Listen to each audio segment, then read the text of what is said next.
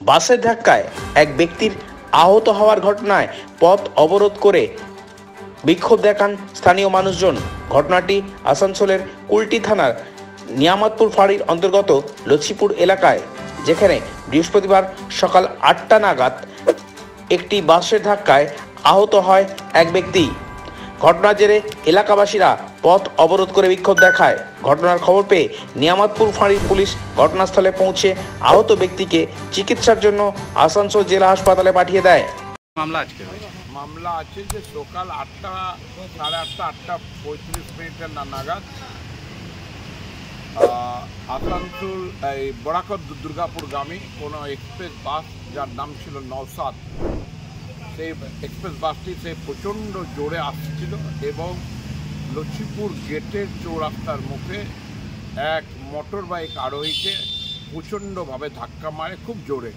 সে সেখানে যায় পড়ে এবং গুরুতর আহত অবস্থা হয়ে যায়। তার সাথে সাথে এখানকার স্থানীয় লোকরা সব বাসটিকে আটকে ওখানে আটকানোর ফলে ভিতর জাম পড়ে যায়। প্রায় বহুক্ষণ জাম ছিল। তারপরে পুলিশ প্রশাসনের একের পর এক আসার পরে তারপর তারা বাসটাকে আমরা বলি যে সিজ করে যান নিয়ে, এবং মোটরবাইকটাকে যে আছে মোটরবাইকটাকে আরোহীটাকে আমরা এই হসপিটালাইজেশন করে দিই। এবং সবথেকে দুঃখের ব্যাপার সেটা হচ্ছে ঘটনা ঘটার পর থেকে এত অ্যাম্বুলেন্স থেকে যারা এখানে স্থানীয় অ্যাম্বুলেন্সের ব্যবসা করে বা অ্যাম্বুলেন্স যাদের আছে তাদেরকে অনেককে ফোন করেছে, কেউ ফোনটা পর্যন্ত ওঠায়নি। যে যদি ফোনটা ওঠাতো তো আমরা আরও আগে তাকে হসপিটালাইজেশন করতে পারতাম। খুবই এটা দুঃখের কারণ। তবুও যাই হোক, পুলিশ প্রশাসনের গাড়ি এসেছে, ওই গাড়ির মধ্যেই আমরা আপনার ওই অসুস্থ অবস্থায় যে আছে, যে আহত অবস্থায় যে আছে তাকে উঠিয়ে বাদে আমরা হসপিটালাইজে আমাদের গভর্নমেন্ট হসপিটালে পাঠিয়ে দিই এবং ভগবানের কাছে প্রার্থনা করি যেন তিনি সুস্থ এবং ভালো হয়ে যায়। কেমন আছে পেশেন্টটা? আর পেশেন্টের এখন অবস্থাটা কিছুটা আমি খবর নিলাম, কিছুটা ভালো আছে। ভগবানের কাছে প্রার্থনা করি যেন উনি সুস্থ হয়ে উঠুক। আর সবথেকে কি নাম ছিল পেশেন্টের নাম বলতে পারবো না।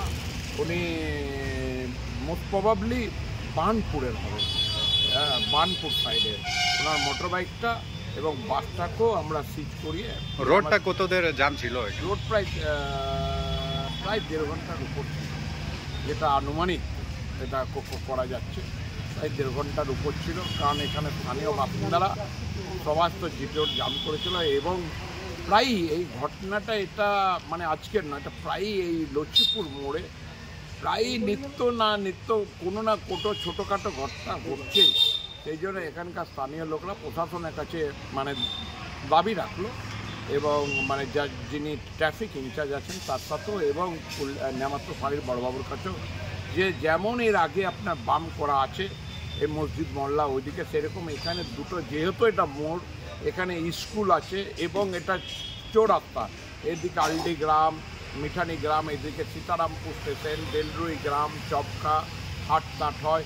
সেই জন্য এখানে জনবহুল এলাকাটাতে যাতে দুটো বাম দেওয়ার ব্যবস্থা হয়। তো ওনারা স্বীকারোক্তি করেছেন, রাজিও হয়ে গেছেন এবং আজ থেকে ওনাদের লোককে দিয়ে কাজও আরম্ভ করে দিয়েছেন। তো আমাদের বক্তব্য একটাই, যে কি বলে বামটা হোক, যেন ড্রাইভার যারা আছে, যারা বাস চালায় বা গাড়ি চালায়, তাদের কাছে একটাই অনুরোধ, জনবহুল এলাকাতে একটু আস্তে চালান। কারণ প্রত্যেক বাড়িরই মা ভাই বোন আছে, কেউ ভাই আছে, কেউ বোন আছে। আর দুর্গাপূজার সময় এইসব ঘটনা ঘটছে, খুবই দুঃখজনক ঘটনা। তাই আমরা ভগবানের কাছে প্রার্থনা করি, ইনি আহত হয়েছেন, ভগবান যেন তার মঙ্গল করে এবং তিনি যেন সুস্থ হয়ে